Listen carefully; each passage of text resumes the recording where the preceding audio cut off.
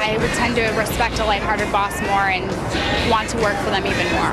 Down-to-earth bosses get more work, get more quality work, and people that work for them will go the extra mile. Joining us now are Adrian, Gostick, and Scott Christopher, authors of The Levity Effect, Why It Pays to Lighten Up, along with Lisa Belkin, who writes about the work life for the New York Times. Good morning to all of you.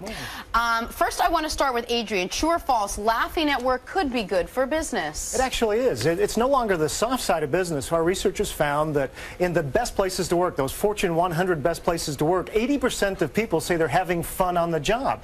I mean, what at most people's workplaces? I don't think that's anywhere like 80%. So climbing the corporate ladder. Yeah, Harvard Business Review found that the vast majority of executives that are seen to have, among their peers and their employees, a shred of a sense of humor are the ones that last there longer, they climb the corporate ladder quicker, as you mentioned, they make more money, which is awfully alluring for most But it's not just laughing, right? It's having fun, it's creating a fun workplace. What does that mean, having fun at work? Yeah, it's not just about being funny, it's about being fun. You know, can you lighten up in your communications? Anytime you're talking to a customer, can you lighten up?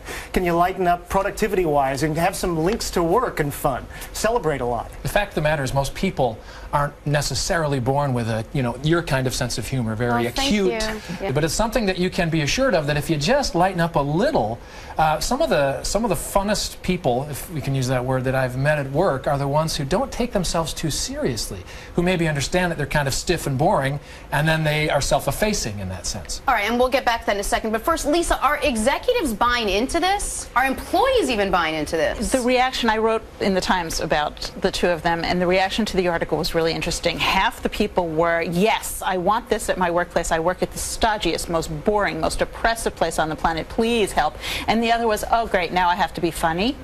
And what if I'm not funny? And now I'm going to be judged on funny? So it is a fine line, as they point out. You don't want to be standing up in the front of the room cracking bad jokes. There is a way to offend people with humor that you have to be careful about. And yet, on the other hand, of course, we all want to work in a place where you don't feel like if you crack a smile, someone's going to come and, shoot you back down again. Right, and I still have to say that I feel like there's pressure on you then to be that funny guy and not just, or that funny girl in certain circumstances. We're not talking about being Andy Kaufman, we're talking about being Andy Griffith. It's affable, it's fun, it's lively.